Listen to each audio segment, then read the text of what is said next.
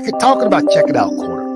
Y'all, please go check out that Truckin' Chub Z, man. The dude is and especially when him and Shad get on there. Him and Shad got a chemistry, bro. It's almost like peaches and herb, bro. They got this thing going. Yeah.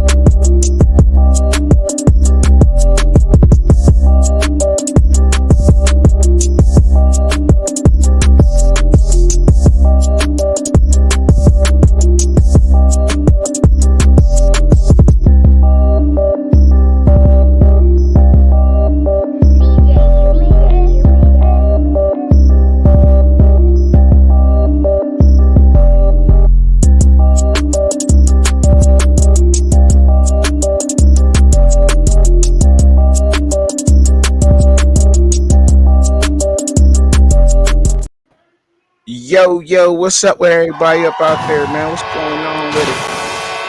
What up? What's going on with you, bro? What's going on? Congratulations on that, baby, man. Congratulations. May the Most High bless you and your family.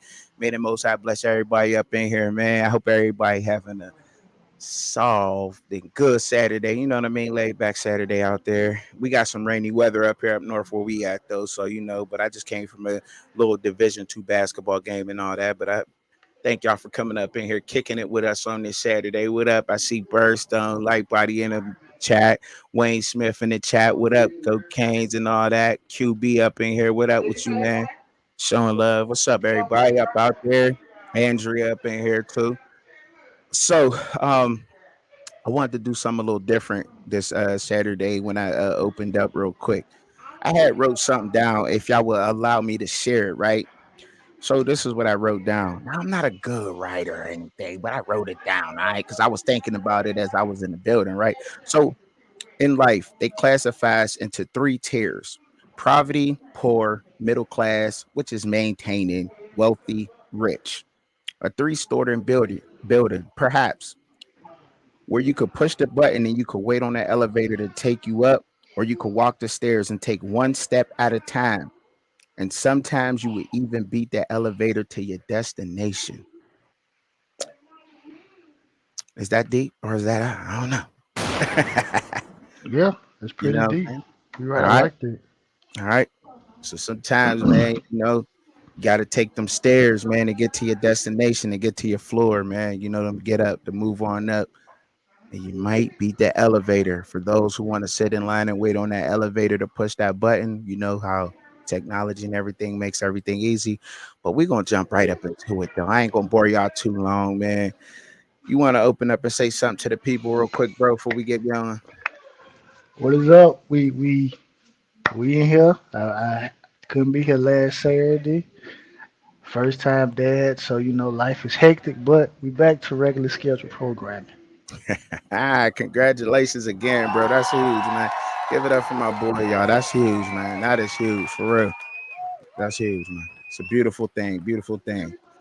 So, man, I wanted to open up a little different, man, because I know I always got like a little serious show, man, but I want to kick back a little bit, man. Open up, because I'm not a pro, man.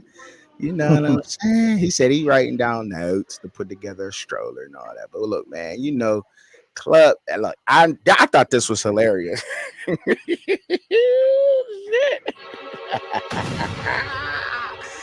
This fool, man. What's up with your boy Shay, man? He out here, man. That picture was funny, bro. That was hilarious to me, bro. That was straight up hilarious, bro. Like, I guess the funniest one that I saw was the dude from The Hangover. When he had the hangover, they was like, who wore it better? Oh yeah, him and Allen. Yeah. When they said he wore it better, I said, man, I said, dude is funny. He said, "Oh, zesty as hell." Hell yeah, that motherfucker zesty. Italian dressed as sassy. That motherfucker. I don't Hey know, yo, man. he tangy as hell. I don't know, man. Oh man, don't tell me that, man. Hey, man, y'all better give me hell, man. Y'all see me doing some shit like that in public, man. I'm telling you, man, that dude is funny. Oh man, but I had to, man. I had to open up a little bit, man. Get y'all laughing, man. Get y'all going a little bit, man. You know what I'm saying after that one. Cause look, man, we ain't got too much of a long show, man. We go kick it, but we gonna jump right up into these fights. Cause I know, man, I did not get your take on the Devin Haney and Ryan Garcia. Your boy, there was a fight yesterday, got a knockout. Jake Paul and Mike Tyson supposed to be fighting. And I know that may not be a lot, but I want to hear what you got to say about this and all the other fights. And plus the knockout yesterday too, said. Yeah, to be honest, I have to give Ryan Garcia credit for this. He's actually looking to fight, a top guy. And that's as crazy as it sounds, is rare in this Mm, era of boxing for guys to seek out tough competition. So I give kudos to Ryan Garcia for stepping up to probably from 130 up to 147, probably the best skilled boxer. And I know I get some feedback, some pushback. Some people may say, oh, Teofimo. Some people may say, Tank or even Shakur Stevenson. But Devin Haney got the belts. He got the straps. He's, fought some, pretty stiff competition. So, I like the fight, even though I do think it's a mismatch of sorts because I think Devin Haney is just too technical. He's too skilled. But I will say this though, right? And this is information I recently got. yeah, These two guys actually fought each other in the amateurs. They split it 3-3, yeah. right? So once you This get to the game time. professional, yeah. So once you get to the professionals, obviously, you can kind of throw some amateur stuff away because the rules are a little bit different. But I did think that was somewhat intriguing that they did split it down the middle 3-3, which made me actually think that the fight actually could be better than what I'm thinking it could be if Ryan Garcia is focused. And right now, what's going on, I don't know how focused he is. There's people, maybe rumors that Ryan might not make the fight and, might have to get a fill in, someone like, Yeah, maybe an Adrian Broner, which I don't want to see Adrian Broner fight Devin Haney because I don't think the Adrian Broner is serious. It'd nah. just be to sell the fight, right? Nah. But I would love to see this fight though, Me and too, man. yeah, because I think Ryan Garcia is enough work at 140 to where because it needs to get back in boxing where you have maybe more trilogy fights Mm-hmm. where you don't just discard it after the first fight, like you fight one time and then it's over. Because when Devin Haney fought George Kambosos, the contract stated that, regardless, well, if Cambosos lost, he was guaranteed a rematch. But if Mm-hmm. Devin Haney lost, he wasn't gonna get a rematch. So Dev bet on himself, went over to Australia twice, got two victories.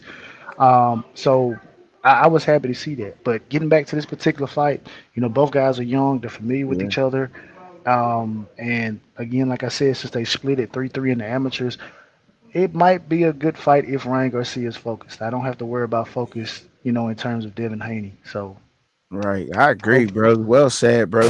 I agree, man. Like I really do, man. Like that's the one thing that I really say and I really agree on with this fight is that you gotta give Ryan Garcia his credit for stepping up and taking this fight. You know what I'm saying?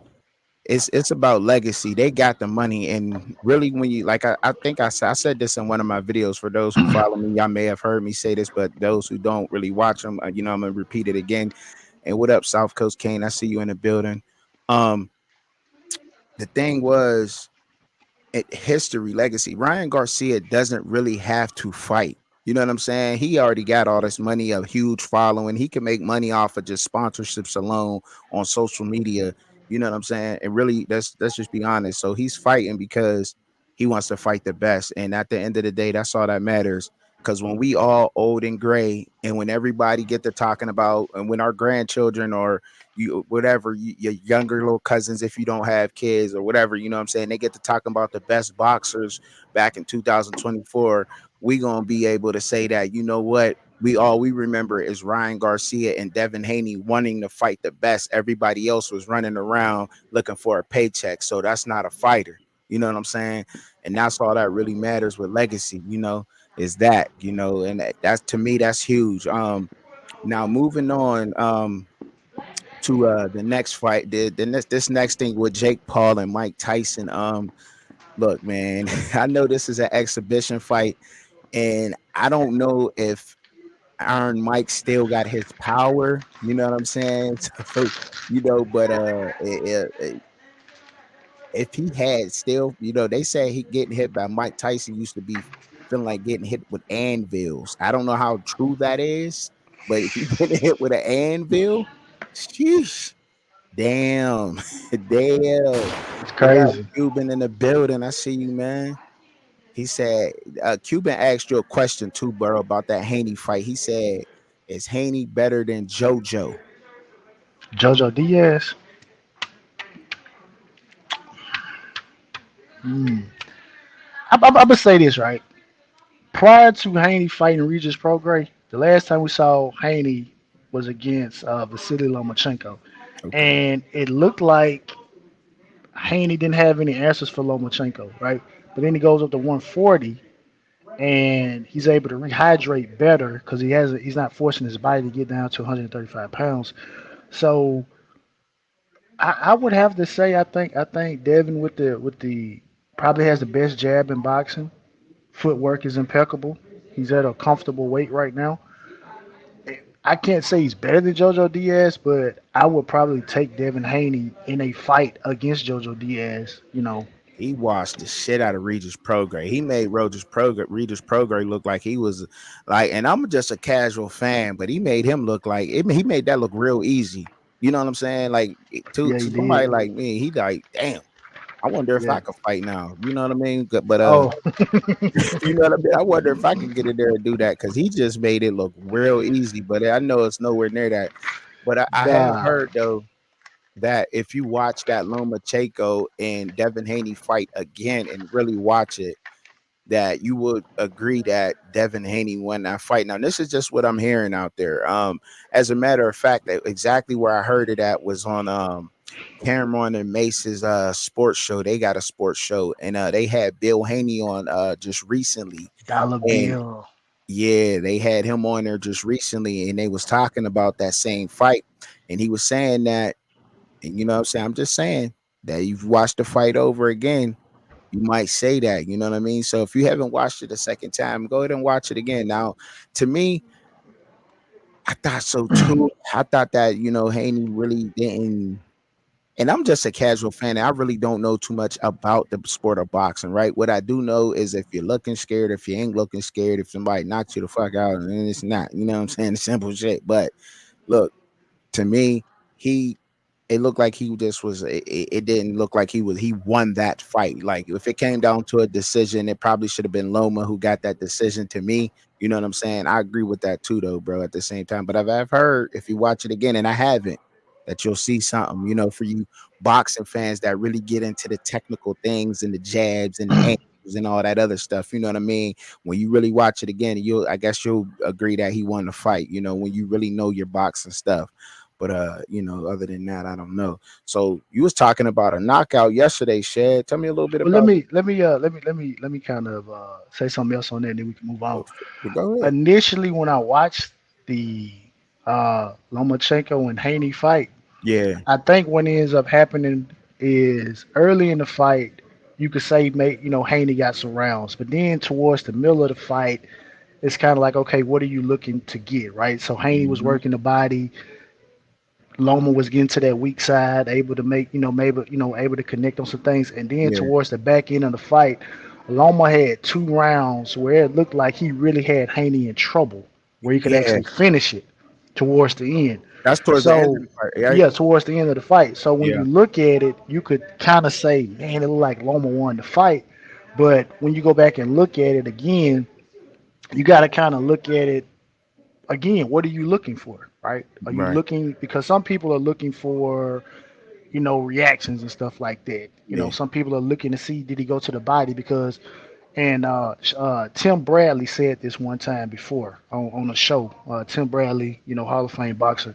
Okay. He said that you got to understand the judges that are judging the fight prior to getting in the ring. Because if Mm. you understand who the judges are, you'll know what the judges are looking for.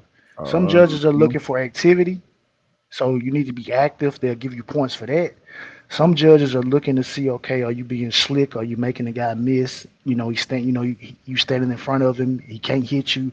You pop shotting or whatever the situation is, or you got a judge that's just, maybe he may prefer a particular style in the fight, right? So you gotta understand the judges that's there.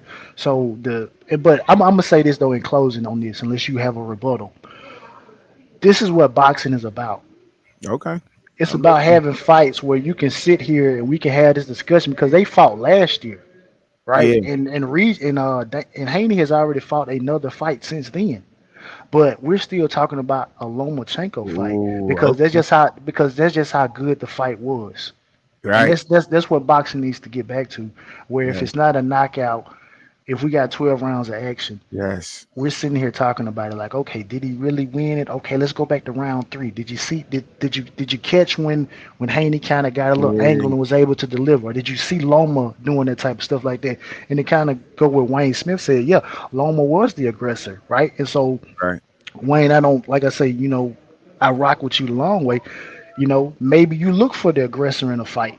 You know, Yeah. kind of to go back to a fight, not to divert away too far away from the conversation. You got a fight where Shakur Stevenson just fought, right? Hmm. And most people said, "Look, Shakur, you just ran the entire fight." Now he said it was an injury, what the situation was, but there's some judges that'll say, "Okay, yeah, he did move around. He used his lateral quickness. He was able to get some shots off. He made the other guy miss. So we'll give him that."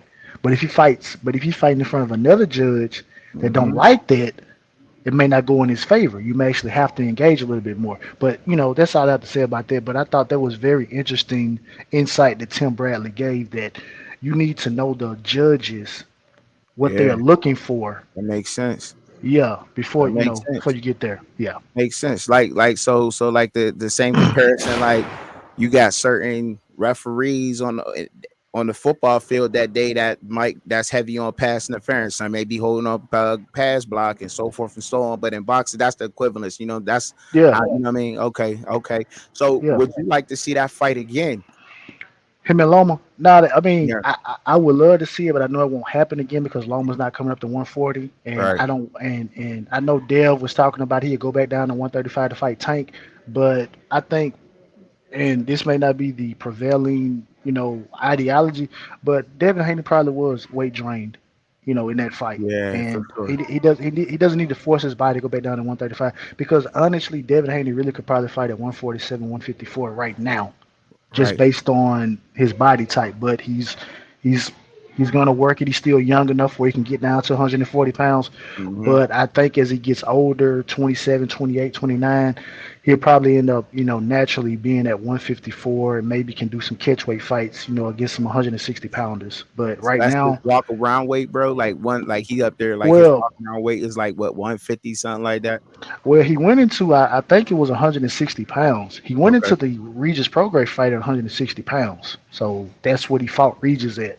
And so there was a big uproar about that, and that's kind of what people kind of obsessed. Like, bro, you're a hundred, Okay. you walked in the ring 160 pounds, and you fighting a guy, y'all, it's a 140-pound bout. And I think Regis didn't come in at 160 pounds, right? Right. But that's the thing about boxing, it Yeah. is what it is. I like to So see the exciting fights though, bro. Like what I mean, I'm casual and see. I love to learn. Like I love to listen and to soak up information. Like I love that. But with this boxing thing, like I want to get into it like a little bit more, man, because you know what I'm saying. I see the big fights. I hear these big names, and I just like, man. But I know they're the best though. And y'all agree with that, right? You do agree with that. The best do need to fight the best though, right? You know what I mean? yeah, They it's too do. many hurdles. Yeah, Hurdles, promotion yeah, man. companies, That's A side, crazy, B bro. side. Just That's wild. a whole That's bunch of wild. irrelevant stuff. Yeah. That's wild. I mean, because when you hear a name like Haney and Tank, like you or Shakur, and You got Shakur in the mix with those three names right there, man. That fight, Teo, yeah, Teofimo Lopez, Josh okay, Taylor, okay. Sabrina Matias. Okay. See, look, you just going like you just going all in with the names and like so those names right there you just named They all those in the same weight class. they gonna sell themselves pay-per-view out the box. You paying for a fight like that. You paying for Yeah, either one of them people to see. yeah. I'm paying to see it, but I understand that we may never get these fights. That's crazy though, man. That's That's the messed crazy. up thing about it. We may never get these fights. See, that's crazy, and it's about legacy at this point. They got the bread, man. That's how I feel. You know, it's about their legacy. So, what are some of the fights out there that y'all would love to see? I mean, you know, what I mean, hypothetically speaking, like what's a fight, you know, that you would like to see, you know what I mean, in the future, you know, be going moving forward, you know, just a Just, real fight, just hypothetically just, speaking. just in general, or just in Yeah, this 140-pound weight class. just in general, it could be any weight. Okay, You know what I'm well, saying? well, well, well, me and I know some people may push back, but I want to see Devin Haney versus Jerron Boots Ennis. I want to see that fight. I want to Okay. see Sabrina Matias against Devin Haney. Obviously, I want to see Devin Haney versus Tank, but I know that's not gonna happen. I want to see Shakur versus Tank. Oh, You I know, want to see that one right um, there. obviously the big one. I want to see Terrence Crawford versus Canelo Alvarez. I want to see Canelo versus David Ooh. Benavidez. And from a heavyweight division, which we're gonna talk about Anthony Joshua. I want to see Anthony Joshua and Deontay Wilder fight. Okay. All right. That, So them is a couple names that I'm familiar with right there. You know what I'm saying? There's a couple of names I'm familiar with. See, I like that.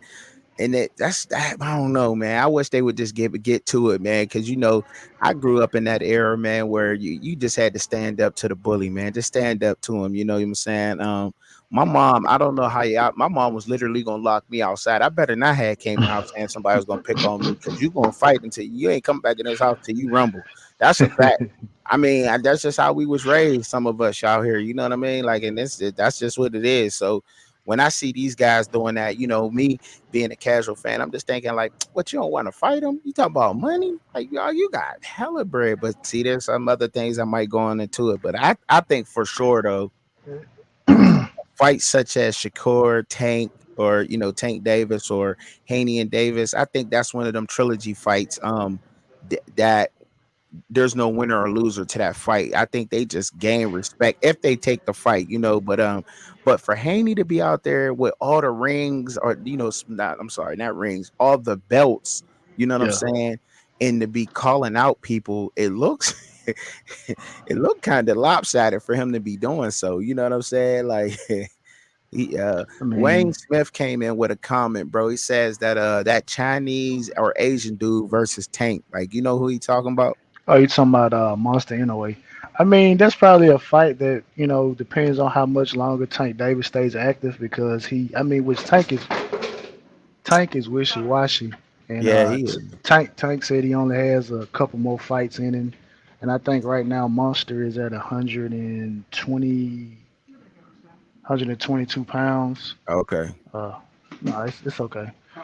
I think he's at 122-pound weight class right now. And Tank is obviously at 135. So I mean, it'd be a nice leap for him to get there. I mean, it'd be a big money fight. The thing about it is Tank Davis in that situation, Tank Davis would be in a situation that he's never been in before, where he's not the A side. Monster anyway would be the A side, and that fight would probably have Mm, to take place in Japan because Monster doesn't need Tank Davis, right. you know, fan base, so to speak. So he Right. don't have to come to fight in America if he doesn't want to. Tank Davis would have to go over there, and so I think that right there would just make that fight dead in the water because, and this is not a knock to Tank, right? I Okay. just think that Tank is in a interesting situation right now, where Tank he doesn't need to be undisputed. He doesn't have to fight names because it's not going to affect his bottom line, right? Um, And so Tank and again, I mean that's great. What's the old yeah, saying? Work smarter, not harder. You know right. what I'm That's saying? true. Why That's right. why work harder for less money when I can Mhm. work smarter for more money, That's right? a fact.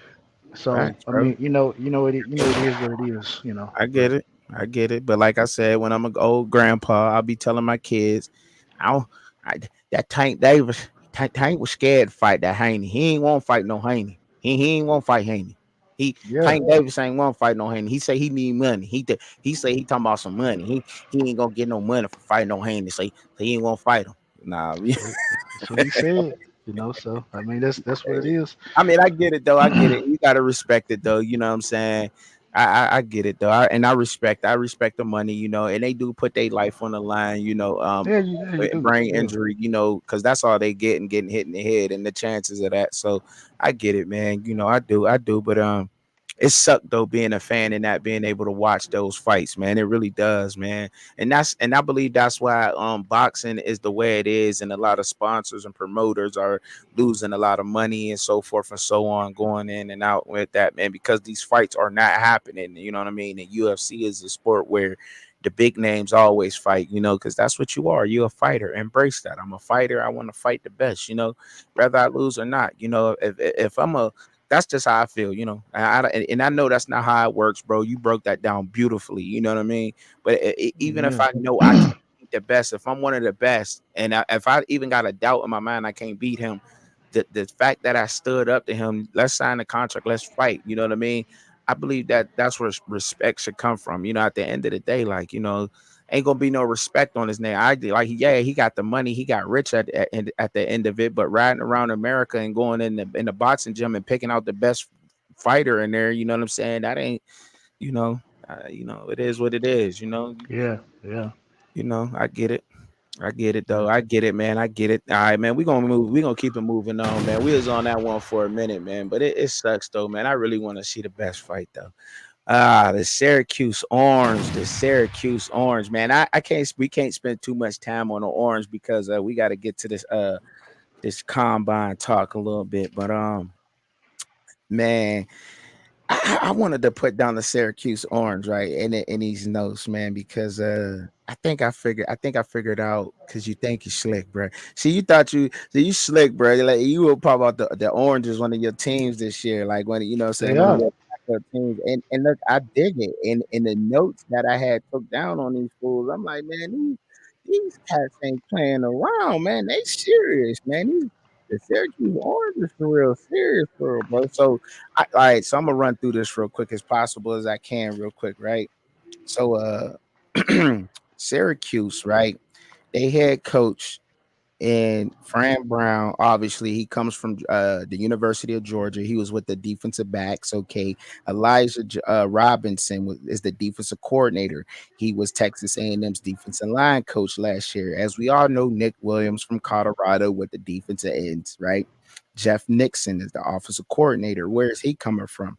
The New York Giants running back coach is their offensive coordinator out there at Syracuse. Ross Douglas has the receivers. Where was Ross Douglas at with the New England Patriots wide receivers? Now, I know you can say New England Patriots wide receivers, they're trash. You may push back on that and say that, but he's a developer, right? He works with them, and obviously those receivers was garbage, but they were enough, right? Robert Wright, linebackers, came from Buffalo defensive coordinator. All right. Dale Williams, the offensive line coach. He was a Louisville analyst last year. Joe Schaefer, the D has the DBs up there at Syracuse. He was Texas A&M's analyst last year. And Devin Reed, he don't have a position, so to speak, right now, but he was the Delaware State wide receiver coach in Delaware State. Wide receivers, go check them out yourself. You'll see what they was doing. They were well developed, very trained, well too. All right, and James Vanalo, he's the special teams coach, and he was a Troy analyst just last year. And we know what Troy did. Troy was running it up last year. They was not bad. And I said to myself, this is why bro was talking about. This is why you said Syracuse. Like, I mean, they one of the teams, and they really might do some wrecking in the ACC, bro. It's crazy to me, but I'm like, wow, that was and I just had to put that out. I just had to put that out because they are a team that me myself personally was kind of sleeping on in the ACC, and I'm just like, y'all, we got to be beware of this. The Syracuse Orange this year, they have an amazing staff up there. It is a whole new team up there. This is not, I mean, from the coaching staff, obviously, I just read them names to y'all, down to the players. This is a totally different Syracuse team. It is not the same. So if you thinking of betting against them, you maybe want to think twice. And if you want to bet with them, I wouldn't be I wouldn't hate you for it, or I wouldn't be pushing back on you for doing it. Anything you want to add, bro, real quick? You know what? And I gotta bring up something my dog Coach Hayes had said one time. And he brought up how some guys go to situations where they're bad jobs, right? Uh-huh. Like there's no way to actually win. And so when you were just talking about that, I was just thinking, I said, bro, in the current era of college football that we're in, is there really a bad job if you have a good salesman out front and you have individuals in the back that are Mm, willing to give you the funding? So on the surface, Syracuse doesn't look like a good job on the surface, right? Even though you've had the likes of Donovan McNabb there, Dwight Freeney played there, yeah, so you've had NFL legends that have played there, but not in great numbers. I agree. When you got it right now with the NIL and you got the transfer portal and you got a guy like Fran Brown who is known as one of the best recruiters in all of college football. You got and I really like the way that he did this staff because to me it's somewhat reminiscent of what Willie Taggart did when in his time at Florida State. It didn't come to fruition because there was a lot of off the field stuff that I feel like was you had to juggle while also trying to manage a football team on top of that. Hmm. I think if off the field stuff and off the field stuff, I'm not talking about player conduct. I'm talking about just the general perception of this many brothers together coaching. I think if he can navigate that and those guys can handle business, getting guys in here via transfer portal or high school, I think he could parlay this Hmm.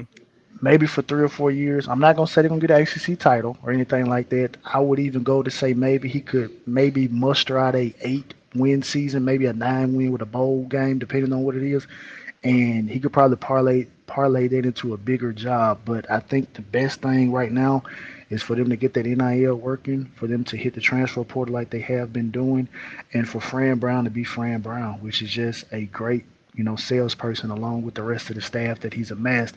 And I'll say this in closing. That is great. You go get two guys from the NFL. Now we can say, Yeah, oh, well, the Patriots receivers weren't that good. yeah. Well, I want to go back to something that Todd Monken said, right? When he spoke about his first time around in the NFL.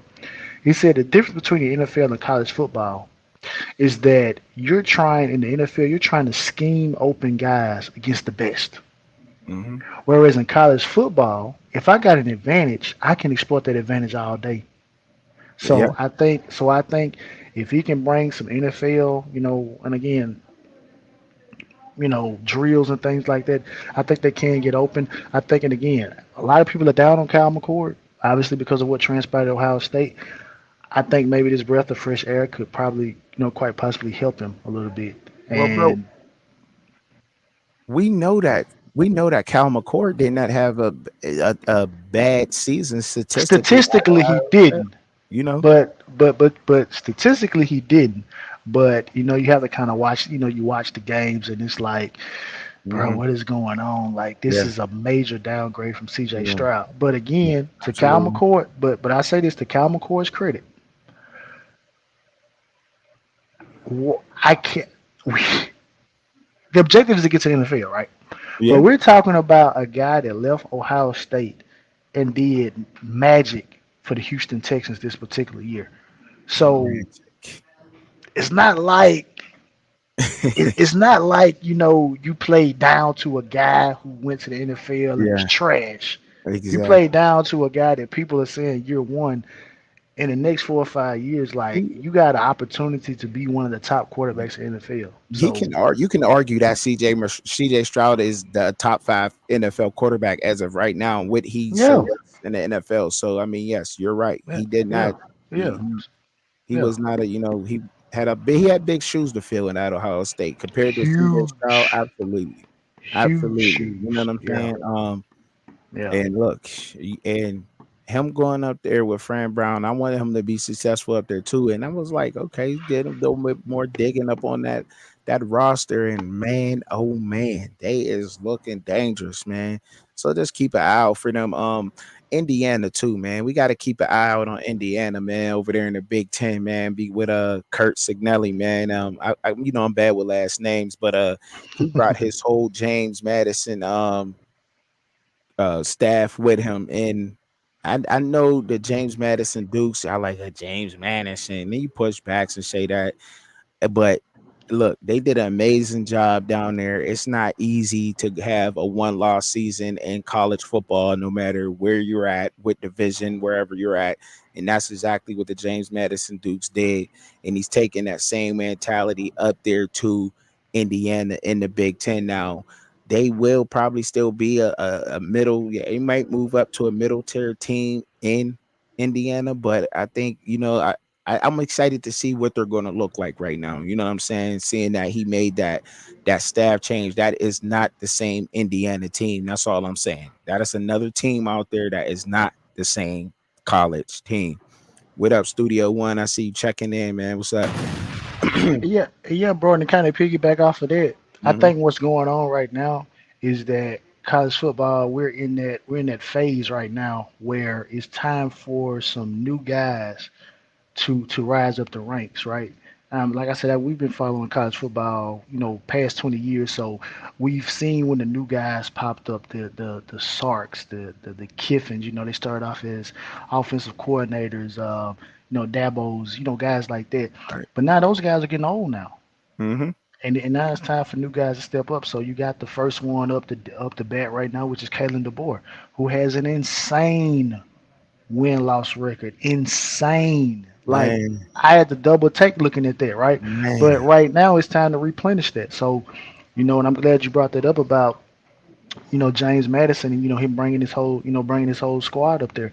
It's like, hey, it's time for some new blood to get in here, because it gets to a point where you start recycling the same names over and over again, and that luster is not there anymore. And I was just having this discussion with some Kane fans the other night about Jimbo Fisher. Okay. It's like, bro, these Um, people paid you 70 in the excess of 70 plus million to leave the premises. mm, mm, mm, Now, mm. am I gonna say Jimbo can't coach anymore?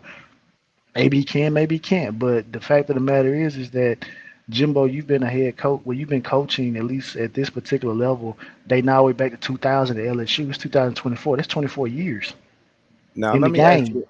Let me ask you this question about Jimbo Fisher, though, man. Let me ask you this one question about Jimbo Fisher, dog. Do you think that Jimbo Fisher could have made a good offensive coordinator, made that same move like how Chip Kelly made to going to Ohio State, saying, okay, it's not working out for me as a head coach. Maybe it will be better to go and be an offensive coordinator, join the staff, you know what I'm saying? Take that pressure off me of as recruiting, because my ways ain't working no more as a recruiter in college football. Do you think Jimbo Fisher still has it as an offensive coordinator, or is it's time for him to just walk away, bro? No, Jimbo to me is at a point now. You won a national title as a head coach. You won a national title as an offensive coordinator. You've built a program back up in Florida State. You have what it is. To me, Jimbo's mentality Yeah. right now, I don't think Jimbo and Chip Kelly are the same type of guy. I think Chip actually just loves football, right? Right. And it Hmm. just whatever it is, if as long as I'm involved in football, I'm fine. I can't live without it. I think Jimbo Fisher's at the point where he could live without football.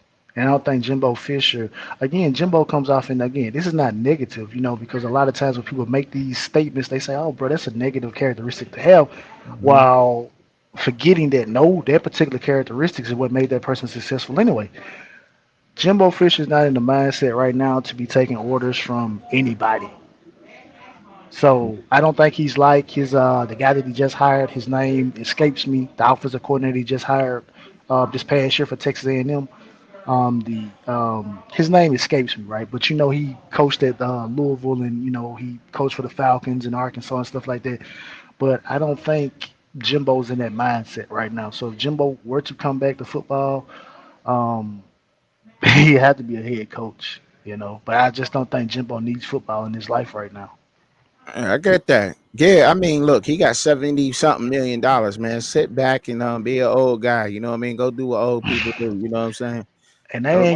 they ain't counting the old bread from Florida Mm, State and yeah, what he was making at LSU, which right, obviously the salaries right. are much different now than they were back then. But nah, he don't have to recruit another player in his life.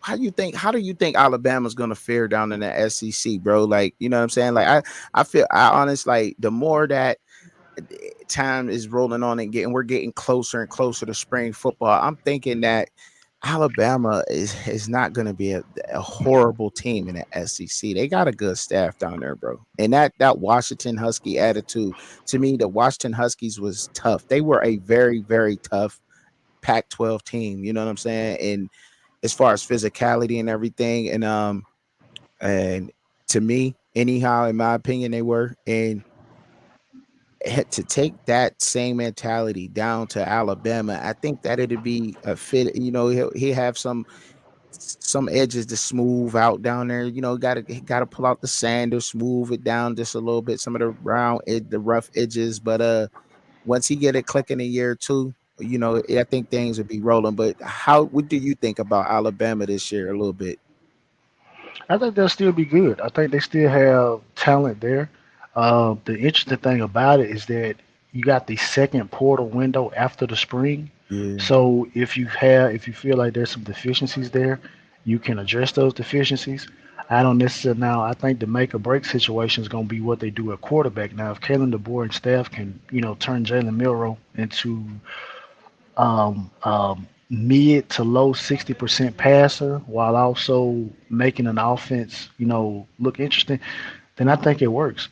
I think right. what's transpired at the SEC right now, I think the SEC from an offensive standpoint, I think they're getting to a point now where they're playing like how the Big 12 used to play offensively, where that defense is not what it used to be anymore, right? Right, right. Georgia seems like to be the only team that's still playing a level of defense, but when they are tasked with playing against equal talent that likes to throw the ball around and has the guys to throw the ball around, they're giving up 300 and 400 yards, right? Yeah, So I think Kalen the boy, I think they'll be fine, but obviously it's going to be an adjustment, and right. and this may not be a popular thing to say, but I think Kalen the boy, if he can keep Alabama in the playoffs for maybe the next 2 to 3 years, I think Kalen DeBoer is going to leave and go take an NFL job because I just think college football is Ooh. just going to start weighing too heavily on a lot of these guys. Yeah, man. Yeah, Yeah. the way the landscape is and everything that's around, you know, all the hypotheticals and the stuff that may be going on behind the scenes. I get a lot of that, man. And yeah, I gotta agree with that, man. Well said, man. I gotta agree with that whole take on Alabama, man. I do, man. Cause it's gonna be a problem, man, and I'm getting excited up for that, man. Oh man, I am. I'm pumped up from college football this year. So we gonna keep it moving, ladies and gentlemen, up out there, man. I'm glad everybody's still here kicking it with us, man. Hit that like button for us one time, man. Let everybody know we over here kicking it, sitting back, chopping it up. You hear me? We gonna get up into this NFL combine style. We gonna get up into it. You know, I be trying to. I know I could do a little bit better with the artwork at least, but dang, I be trying though, man. I ain't no professional. Man, hey, yeah, I you be, doing, you much better than I am. look, bro, I be trying, if bro. that, if that makes you feel any better, you much better than I am. Everything free, everything free, everything free. Cuban Kane said he want to know. He said, "Ask Shad who was better, JoJo or Moss." I can't answer that question because I'm not familiar with Moss. So He ain't familiar with him, Cuban. Hey man, hey Cube, man, you gotta come kick it with us one time, Cuban, Kang, you gotta come through. You know, I invite everybody though, man. I invite all y'all up in here, man. You know what I'm saying? I really do. I do, man.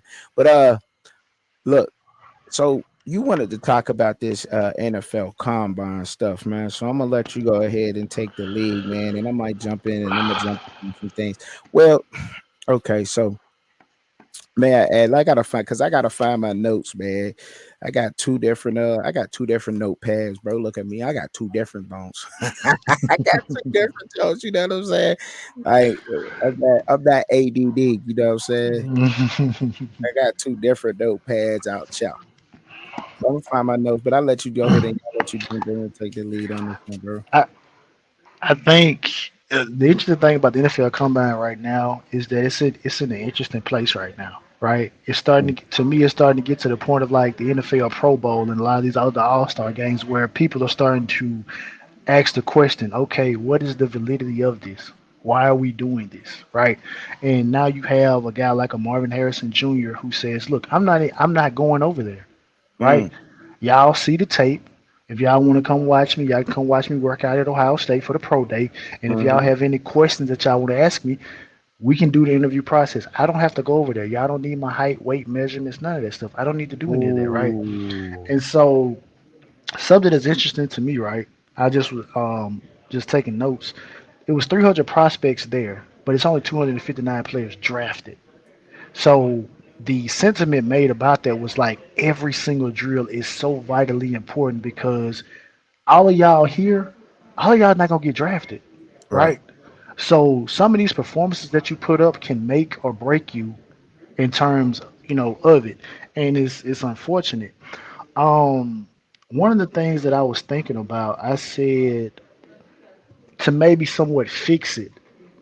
Could they be a situation where they take some prospective juniors the year Mm, before and have them a combine, or do mm. it regionally, like how they do with Ooh. the high school camps, where it's Ooh. like this particular region, and then the top guys at this region, then we all get together, then y'all go to the combine right there, right? Okay. Because it's starting again, it's starting to lose its luster. What? Because again, I think a lot of this is, not to cut you off, No. but I think when you had this NIL money, you know, at play here, you start to think that guys is like, look, I can work out with my personal trainer, and if you want to come see me, I can set up a spot. Y'all can come watch me work out with my personal trainer versus, me going out here and competing with this guy because you got a guy like Nate Wiggins who ran a 4.28, and Nate Wiggins quite possibly could have lost some money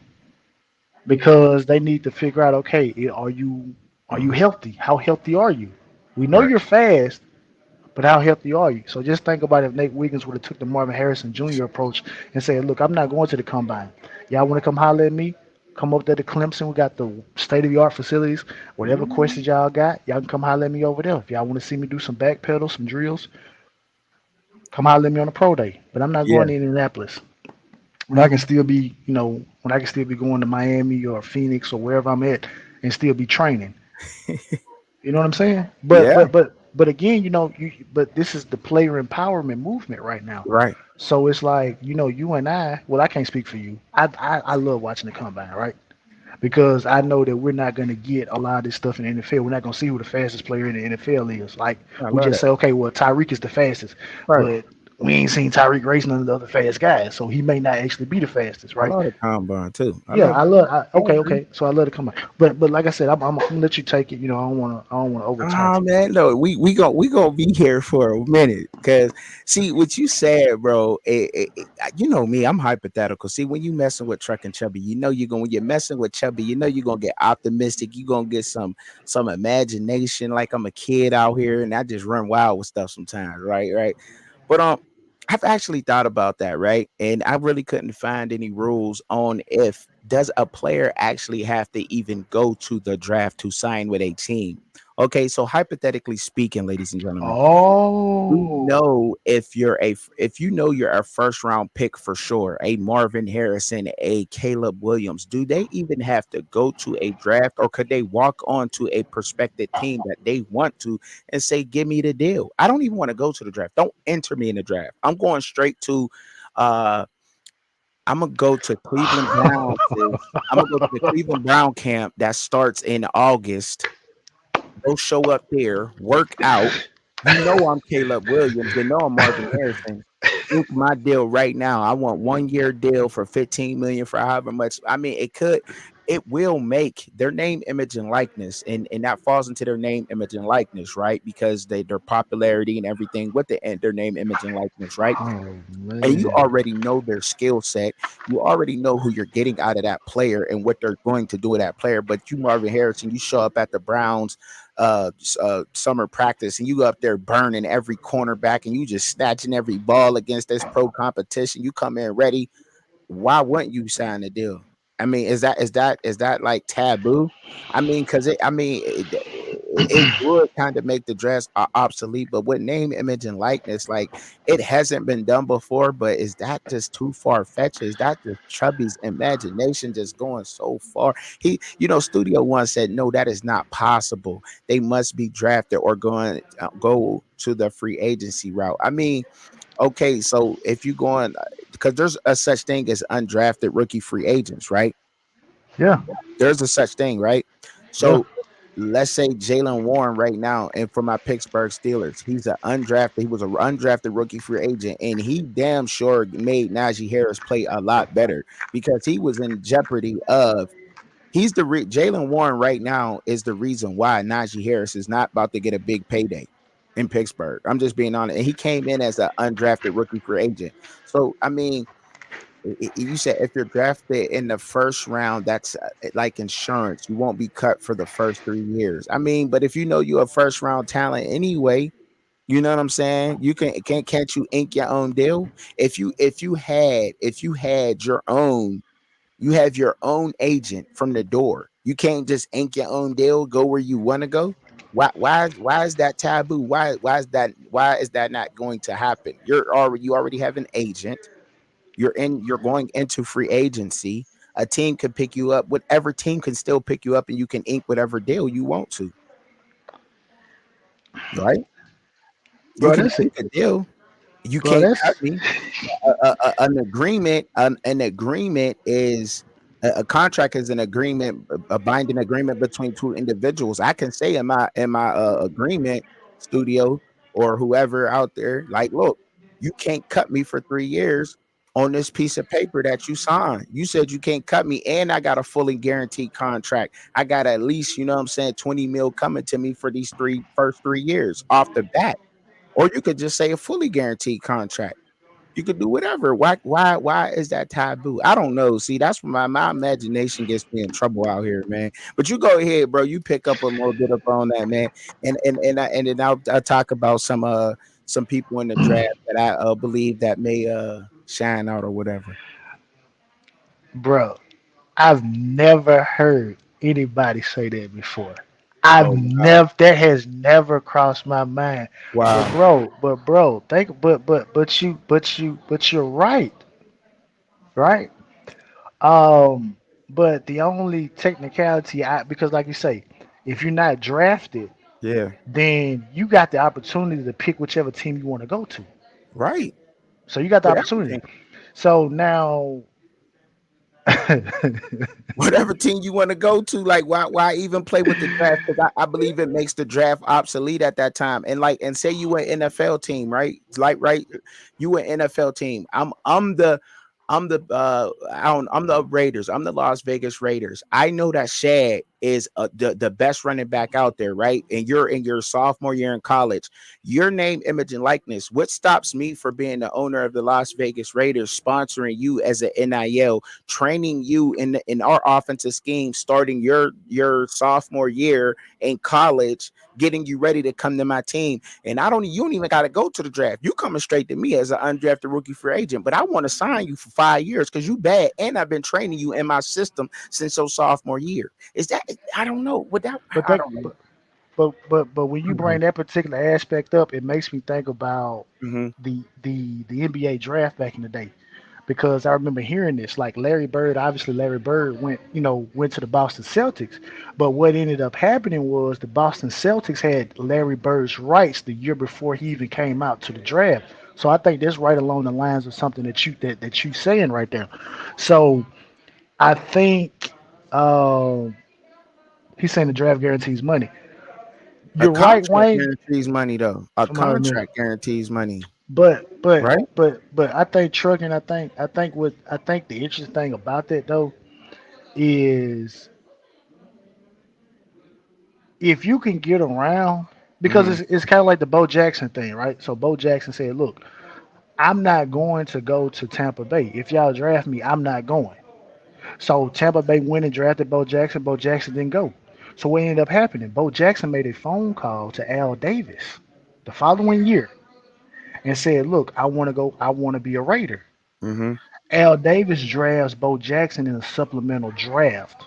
That's a A fact. guy that was going to be a top five overall pick just a year before, Mm-hmm. you get picked up in a supplemental draft the following year. Yeah. Now, to what Wayne said about the money situation, now Wayne, this is only going to be a situation if I'm following trucking correctly. Mm. This is only going to be for the maybe guys that are looked at as top 10, top 15 picks. Right. Because if that's the case, Right. you already got some NIL bread that can hold you over. Thank you. Now, where the problem comes in at truck, and this is why I push back on it, and this is why I Okay. kind of agree with Wayne to an extent. Okay. The thing about that undrafted free agent is just the amount of reps that you're going to get. Now, Okay. with that change, so let's say, for instance, like hypothetically, right? Let's say Caleb Williams does want to go to the Miami Dolphins, Okay. right? He says, "Look, if the Chicago Bears draft me, I'm not going to Chicago." He got enough bread to hold them over for a whole year.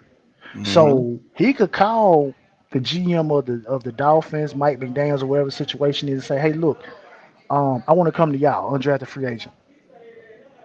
I got some money, so let's get to work." Now, the interesting thing about that is going to be, well, how would the Dolphins handle it? Would you give Caleb Williams an actual opportunity to win the starting job, or would you put him on a regular undrafted free agent reps, which means you got maybe 2 to 3 reps, and if you're not killing it in those 2 or 3 reps, you're on the verge of being cut, or would you treat this like an actual draft pick, right? And so I'm Mm-hmm. interested because again, like I say, we don't have the NFL draft rule book in front of us, so we Right. don't necessarily know if what we're talking about right now can actually happen. But we know that Bo Jackson did it. Well, but that's the thing. I haven't found anything. I've been looking at it because I've actually made videos upon it and saying something, saying this crazy stuff. Like, so it's like, and I couldn't find nothing on the chat. But see, the thing is, though, is like the thing is, and the only pushback that I have is that a contract is whatever they say it is. With contract, a contract is a binding agreement that both parties or both or both entities have to abide by. You have to abide by that contract. If you And break, you can then, break contract, but there may be a penalty for that. You know what I mean? There's always penalties for breaking contracts. but you know what, Chuck? I'll take it a step further, bro. Bro, you didn't hit the. Hey, I gotta give you flowers on this, bro.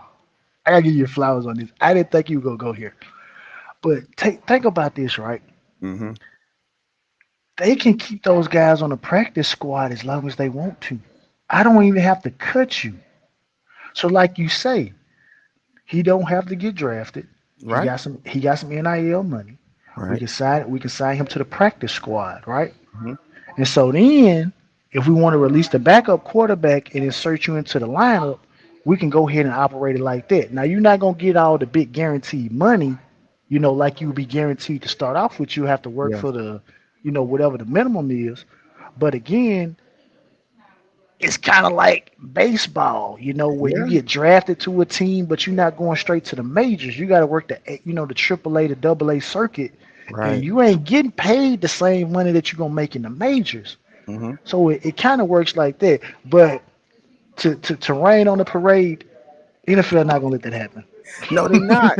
No, no, they're not. They're not. No, no, they're not gonna. This is like I said hypothetically at the beginning. I I said know, but yeah, yeah, I hypothetically know. I speaking, like the and letting conversation. my imagination run while the I'm way I think I'm with you a optimistically thousand and percent, ideas bro. I have, it I'm would with kill you a it. It would kill thousand. the NFL draft. I won't. No, It would actually, it kill it. wouldn't. It wouldn't kill the draft because there'd be it'll open up the draft for the other guys.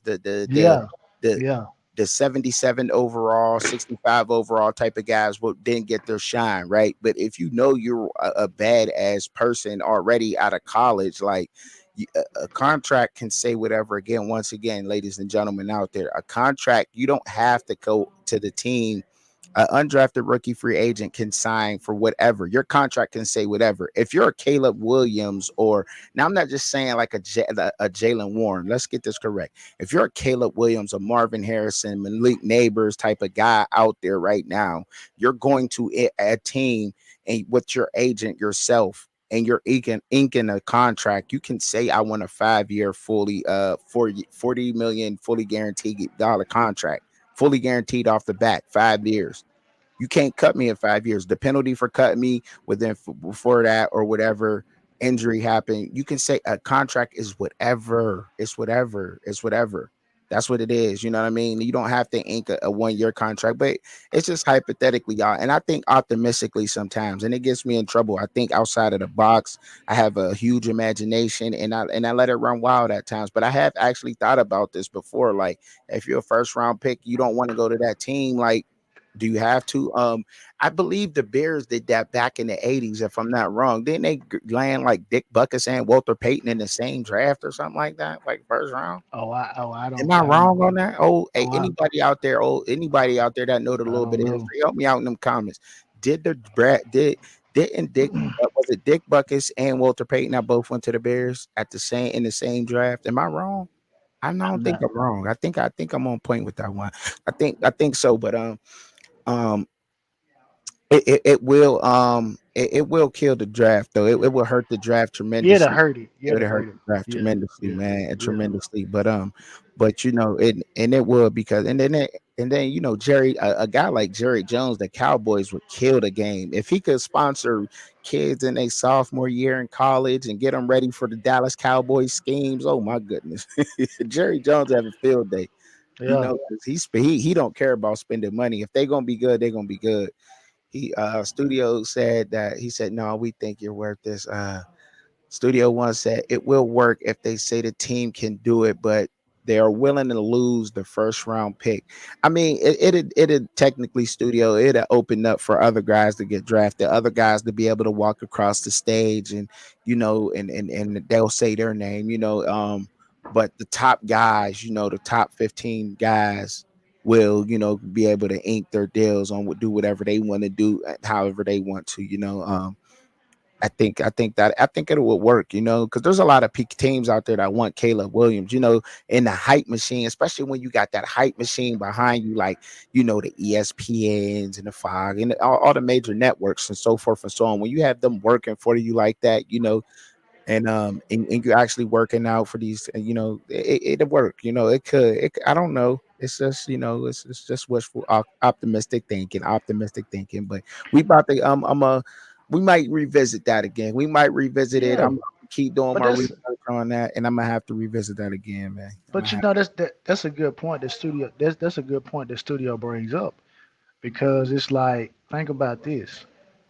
You got teams that are trading away 4 and 5 draft picks to get to the Mhm. number one pick, right? Yeah.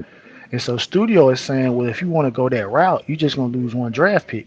And Mhm. I think they'll make the penalty a little bit, stronger than that. But again, it's like I'm opting, me Um, myself personally. I am saying I do not want to participate in the NFL draft this year. I do not want to be drafted. I am going to go to the undrafted free agent route. I'm gonna go pick the mhm. team that I want to play for, right? Mhm. So, but again, I think, like I said, it just have to be for a select number of guys. But I Right. just think it'll be so interesting because now you It get the. would be.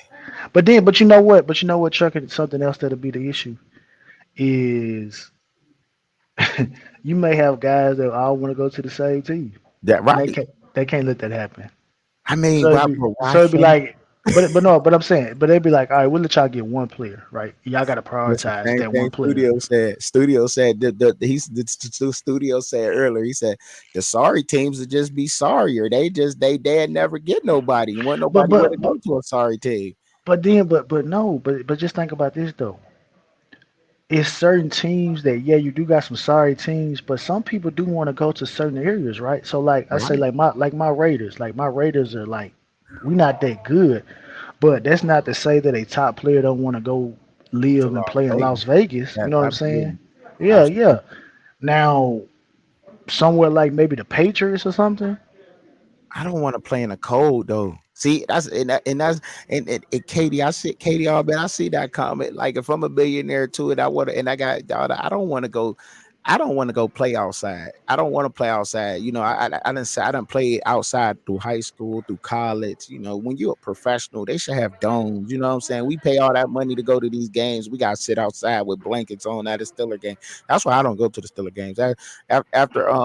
After September, I'm done. After October, I'm done with the Steeler games. I can have that. I ain't going out there. Hey, but then again though, but like I said, I know there's a lot of stuff that has to do with tax dollars and things like Yeah, that. But yeah, it may somewhat incentivize the NFL to maybe subsidize some of the money and say, okay, look, we y'all, if y'all want to do this, then y'all have to we'll donate X amount of percentage to a pot to help y'all get some dome stadiums up here, right?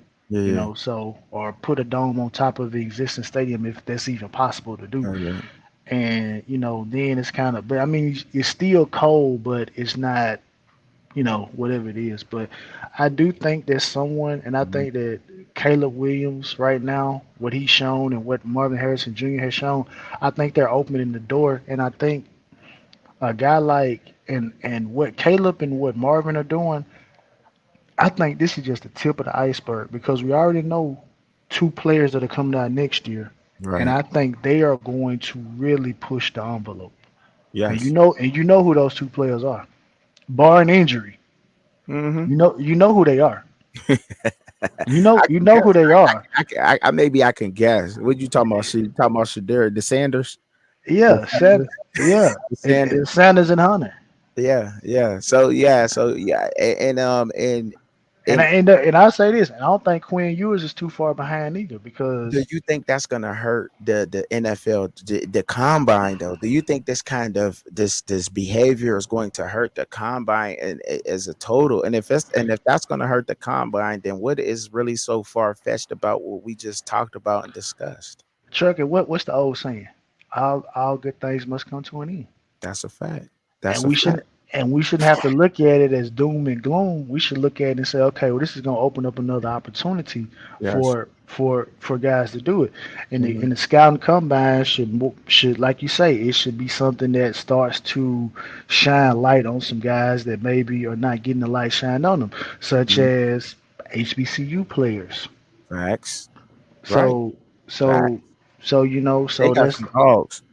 yeah. So Yeah. again, if you're able to get on that same stage with guys, because again, we've seen guys go from being fourth, fifth, and sixth round draft picks, have a hell of a combine performance, and that knocks them, that bumps them all the way up to maybe the third, maybe second round, or maybe even the first round, just depending on what a team is looking for. Right. So, hey, like I said, if Bo Jackson was able to do it. I'm just wondering if they put some type of stipulation in there because they don't like for you to outdo them. You know what Yeah. I'm Right. saying? They don't like for you to outdo them. But like I said, I think next year, Yeah. Shador and Travis Hunter, they are going to absolutely, and Quinn Ewers, I throw Quinn Ewers in there. They are absolutely going to push the envelope next year. Yeah, man. And I and mean, I and I don't and listen, I don't anticipate none of those three going to the combine next year. You heard it here first on fans' point of view. Shad. I do not expect Shador Sanders, barring injury, Travis Hunter, or Quinn Ewers to go to the NFL scouting combine. you heard him. Hey, look, I agree, bro. I don't, and this, and we're gonna see a lot of these changes, man. And the NFL got to catch up, and they gonna catch up to that. But now you really got me thinking in the head. Like, I don't think that's too far fetched to where we going next, man, and where they want to go, desired teams, and so forth and so on. Inking deals. If you know you a top pick, you got the talent to do so, or to be the guy. It change is inevitable, and we're always going to change, and things are always going to shift and everything. So don't feel that way. But Or uh, did, but Chuck, before we get out of here, we could take it a step further. Let's say they say, look, I don't want to go to the NFL draft, but I'm gonna still play football. I'm gonna go play in the CFL.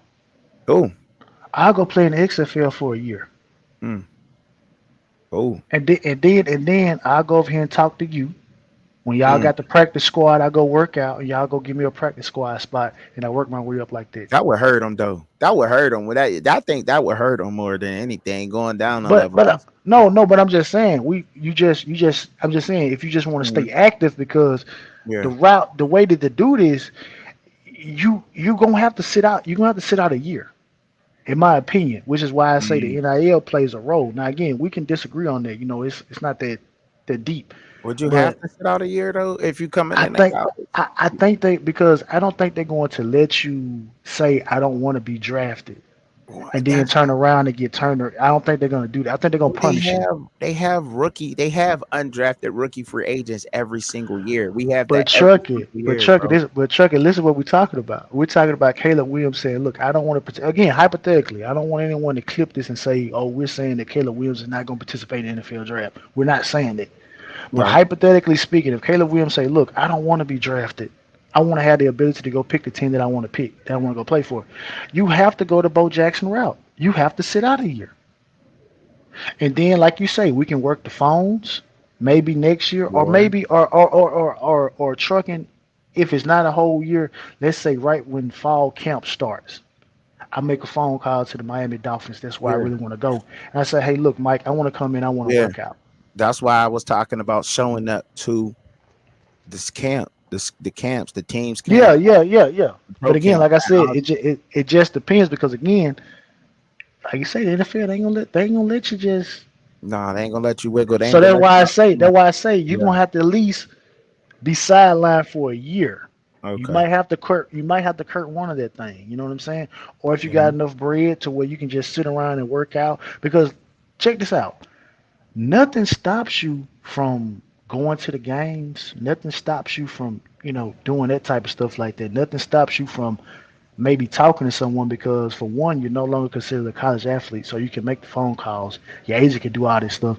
And they have tryouts during the year. So maybe that kind of coin, maybe that piggybacks off what you said. Yeah. Maybe they can just go during the year and try out and Okay. get a spot. But I don't think they're gonna let a Caleb Williams and Marvin Harrison go try. Hey, they'll let me and you go out there and try. Yeah. You want to go Right. try out Right. for the Steelers or Right. something tomorrow?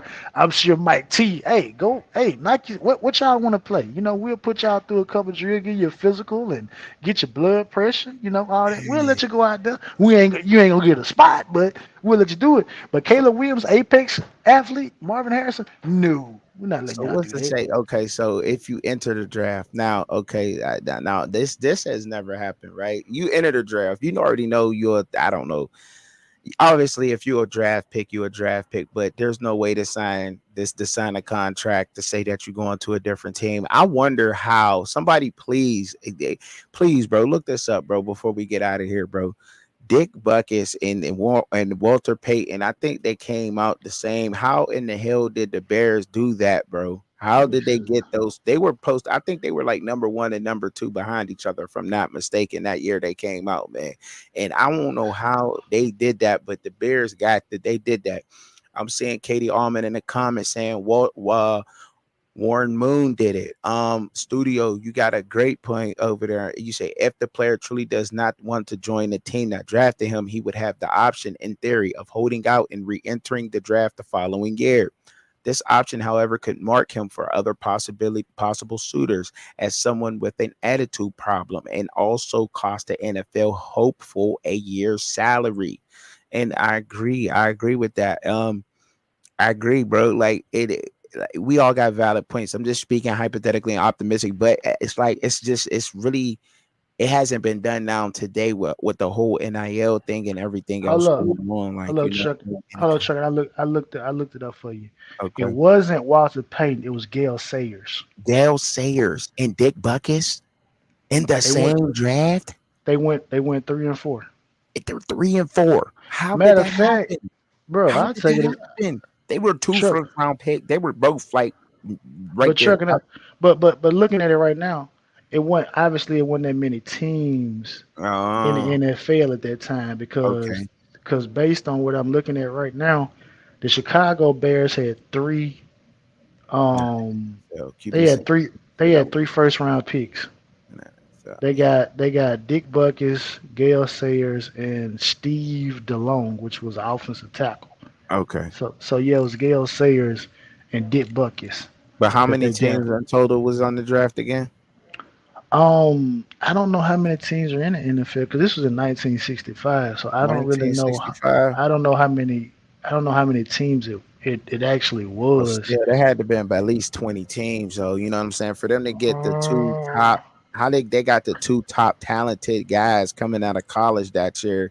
If I'm not let mistaken, me Dick see. Buckles was like the number one linebacker coming out of college that year, and Gale Sayers was Oh, like but you know the what number. though? You know the AFL was still going on at that time. Okay, So some AFL teams. So the NFL itself only had a handful of teams. okay. Let me see, can I find that out? Yeah, because that's crazy. Like even for them to the number one linebacker and the number one running back in the draft, like though they and they went to the same team, like that hasn't been done. But there got to be some way that a contract can get this done.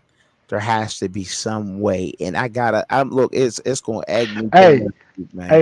Hey, hold up, Chuck. And I tell you something else that could happen. And this is what happened with Laramie Thompson, not Laramie Thompson, but Lyle Collins. And I hate that I hate that it happened because someone ended up losing their life. But maybe you could pay some money to somebody to create a fake scandal. Mm, mm. Hey, I mean, look. I mean, look. Well, I Hey, want. think about it. You could create something that a fake scandal, There you and they go. like, oh, you undraftable, You and know, draft then you and you you know slip you yeah you and you don't slip. you And just now look, slip. I know, or you didn't slip. You just went ahead and just was said, "All right, well then I'm gonna go ahead and I'm gonna sign with this team for this amount of money." But I don't see nowhere in the rule book that you can't do it. I haven't seen anywhere, y'all. I haven't. Can we look? It Look, was y'all. 14. It was 14 14 teams. NFL Okay, teams in okay. 1965. The He Bears said had three first round Cuban picks. King said Texas just did that. He said that trucking the Texans just did that. Yeah, they did. They did with the picks that they had for because of the trading. You know what I'm saying?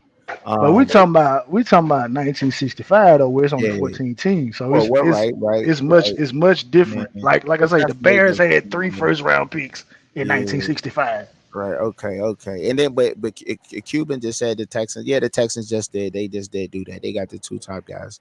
That's a fact.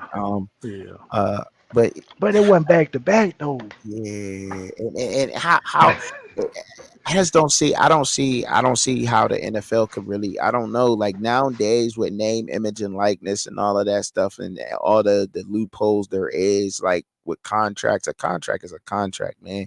And I don't know, but we're gonna have to look that. I'm gonna have to keep on looking into that, and hopefully I can either drop a video on that or something. But there was a couple of people. Has there been anybody in the draft, bro, that you've looked at and that you really some sleepers in the draft that you think that can translate over to the NFL? Any sleepers that popped up in your mind to you?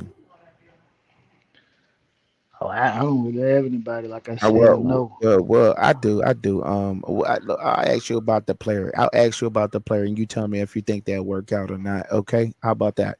Yeah. Jaheim Bell from Florida State, the tight And end. Florida State. I'm gonna tell you something, right? Obviously, I'm a Miami fan, but like I always tell everybody, I'm a college football fan first, Hmm. and I just think Jordan Travis, for as much heart and moxie and leadership that he showed, he did those guys, he did those guys no favors. Hmm. Jaheim Bell, Keon Colby, Johnny Wilson. I don't really think, but again, it's a such thing as having too many playmakers. I saw a mock draft recently where they had my Raiders picking up Jaheim Bell, and Hmm. based on what I've seen or heard from him, uh, can play tight end, can play H back, can carry the football. So he's a versatile guy. Could probably be so.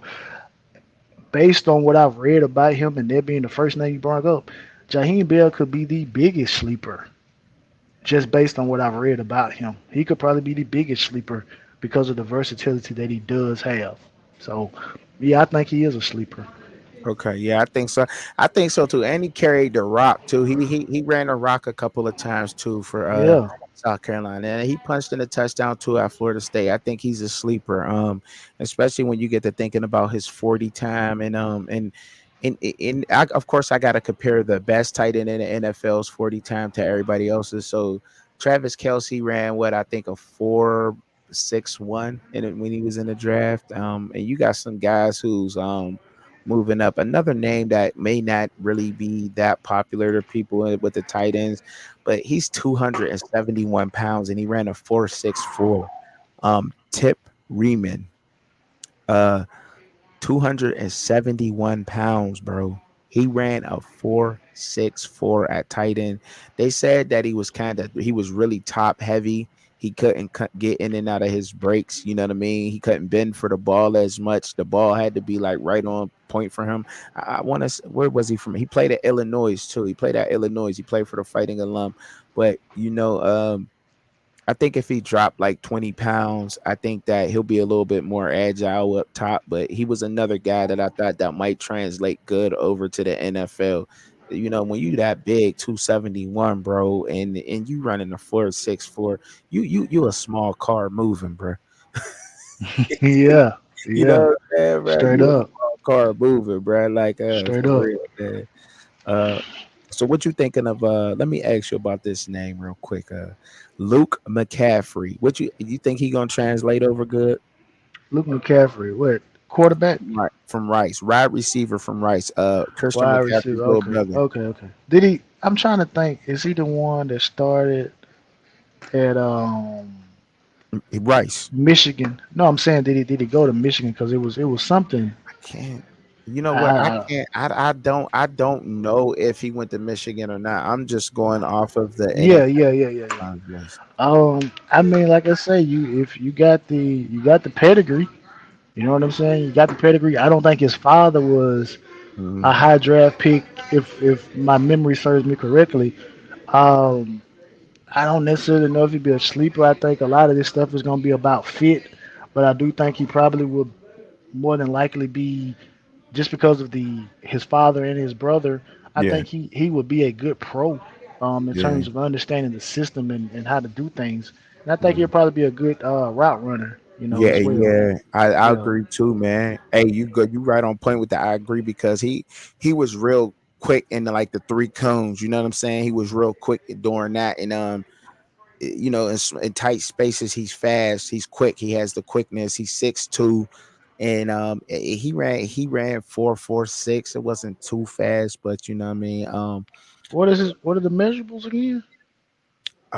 His measure Luke McCaffrey is 6'2". He ran a 4.46 in the 40. I think his three cone drill was a Mm, no, the 10 yard shuttle was a 1.52, and his vert was a 36. His broad jump was 10.1.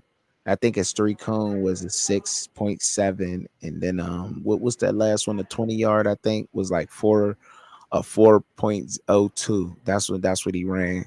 So I mean, like he athletically he tested really well. I think they gave him like a 77, but I think he's a sleeper out there from Rice, man. He played with Rice. okay. Okay. Yeah. Yeah. No. No. No. He started in Nebraska. I'm thinking about another McCaffrey. But Okay. yeah. Yeah. Okay. But 4.46, 6'2". I mean Yeah. that's pretty solid. Like you say, Yeah. that's pretty solid. Also, he didn't participate in the bench press, but there was somebody else who I want, Anaya Smith, the wide receiver from Texas A&M. He only 5'9", bro, but he did 21 reps, bro. He's a That's little tank. yeah, yeah, yeah, yeah. He a sleeper to me too. You know what I mean? He's strong. Another surpriser, man. Well, to me was That's who I'm thinking a about. couple I'm more. thinking about I'm thinking about Dylan McCaffrey. I don't mean to cut you off. I'm thinking about Dylan Okay. McCaffrey.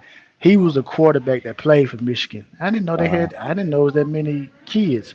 But yeah, but what you were saying, bro? I didn't mean to cut you off. I ain't know that was many kids neither, bro. That's crazy. Oh no, Ricky Parcel. Is that how you pronounce his last name? Parcel. I don't Is know it Parcel? Purcell. Yeah, I know he came over from Arizona State, played at Florida. Yeah, I think they yeah, said he made a lot. He made himself some money at the combine. I mean, at the senior day though, down yeah. in Mobile.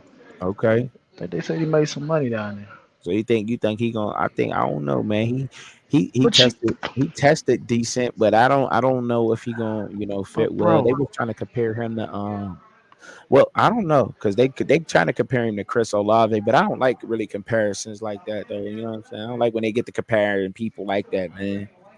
But I tell you, one more, man. Before we get on, we gonna get on up out of here, man. One more person. Who I got out here, man? One more person, man. One more sleeper. I gotta go with Bud Memes from Pittsburgh, man. Bud Memes 6'1", 4'3". Big dude, strong, a decent. I think he's strong. 'Cause I seen him play, but yeah, he all right, man. Bud Means from Pittsburgh, bro, 6'1".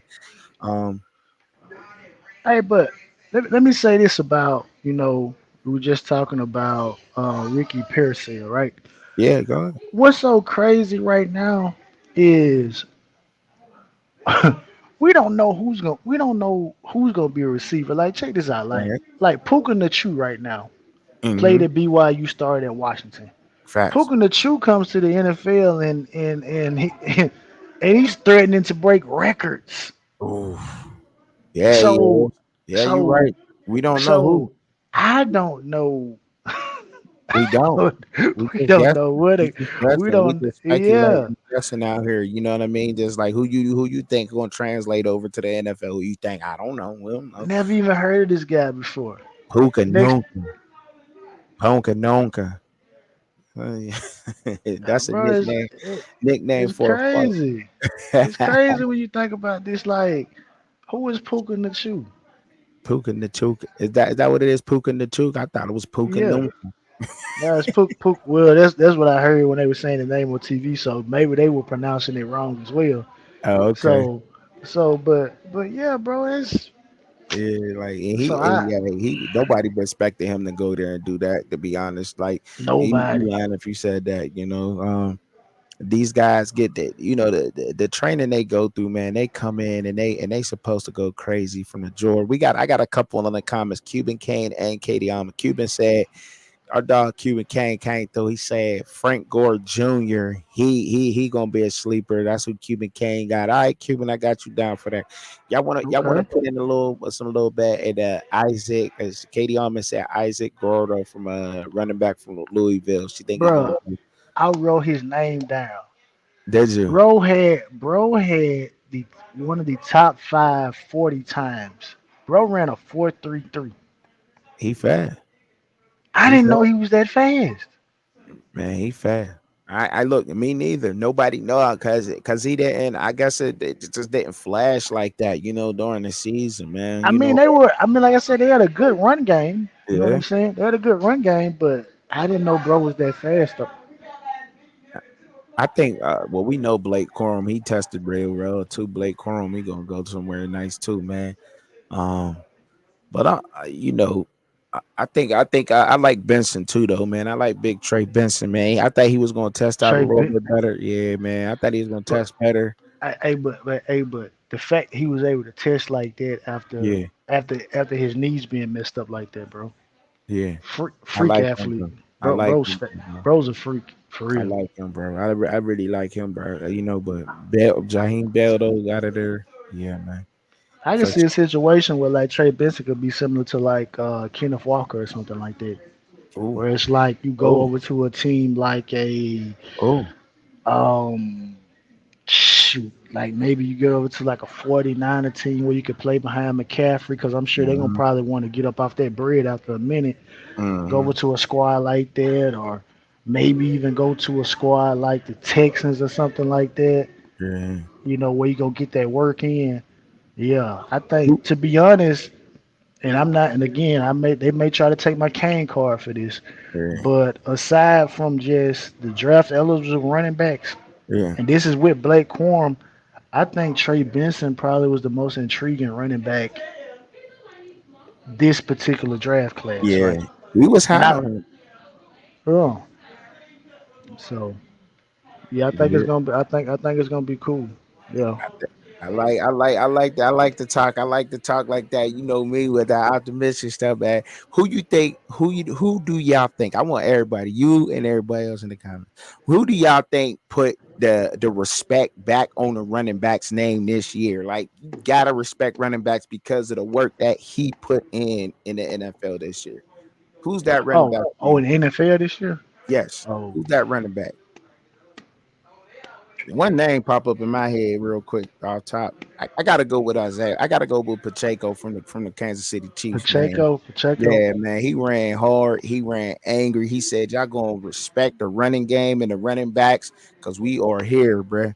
I got. He put it. Hey, I gotta go with the bigger name. I gotta go with Christian McCaffrey. You gotta go with Christian McCaffrey. He Hey, was right. hey, He was right hey. there. He was right there on the doorsteps Yeah, he of was too. MVP honors. So yeah. Justice from the Ravens. He put a stamp down too. Okay. Yeah. Boy Yeah. put Yeah. a stamp down too from the Ravens. He put it. He said he put that respect on the running backs' name. Running backs is not obsolete. They are here to stay, and we already know that with Harbaugh going to the Chargers, he is building a team just like that.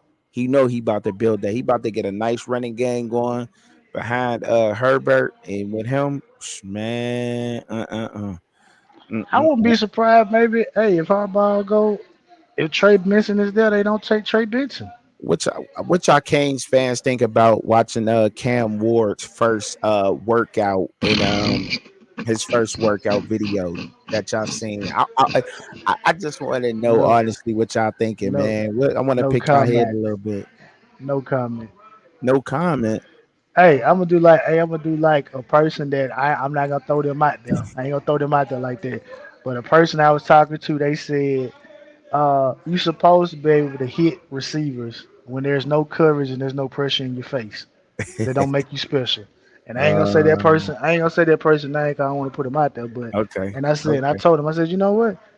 You right. You supposed to do that because if you can't do it, we got a big problem. He said, "Shad, who is better, JoJo or Benson?" Who is JoJo? Is he talking about Oh, JoJo Diaz? is it JoJo Diaz? Oh, no, no, no. I know you talking about. I'm not doing that.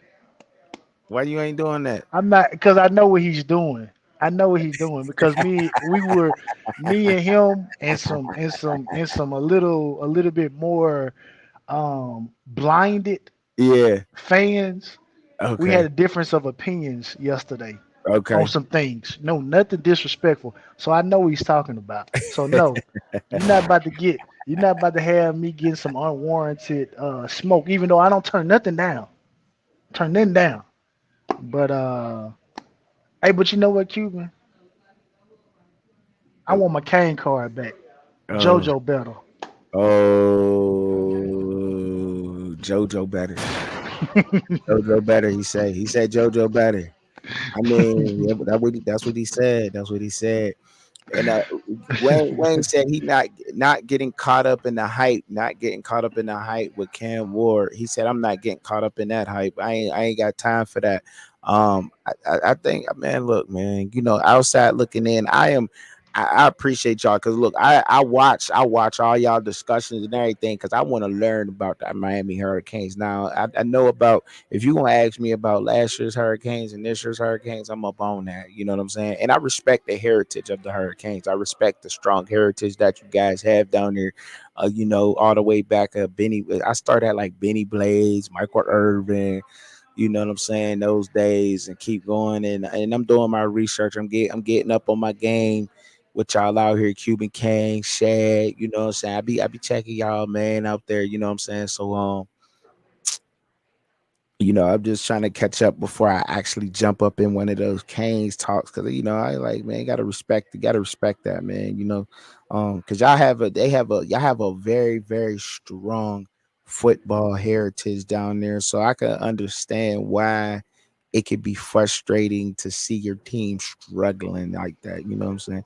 In that type of way, because of the heritage of it, and the history of the program alone, the people who came up out of there, all big names, a lot of big names, plenty great coaches and so forth and so on. But They might crystal ball might give y'all something. I'm optimistic. A truck and chubby. I'm always thinking optimistically out there, and I think y'all moving in the right direction. You know what I'm saying? Y'all moving in the right direction. Cam Ward and Mario Cristobal and everybody else can do.